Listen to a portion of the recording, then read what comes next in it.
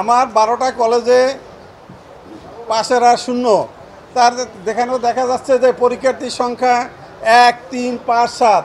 হয়তো এরা অন্য ওই কলেজের কিন্তু অন্য জায়গা দিয়ে পরীক্ষা দেওয়া হয়েছে।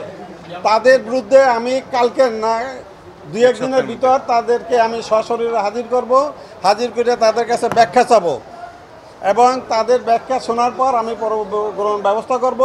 যদি সন্তোষজনক না হয় তাহলে এমপিও আমি বাতিলের জন্য গভর্নমেন্টের কাছে আমি এখানে এবার দেখা যাচ্ছে যে বেশি খারাপ নয়। ইংলিশে 75.16%, লজিক 78.64, অ্যারাবিকে 73.58, অ্যাকাউন্টিংয়ে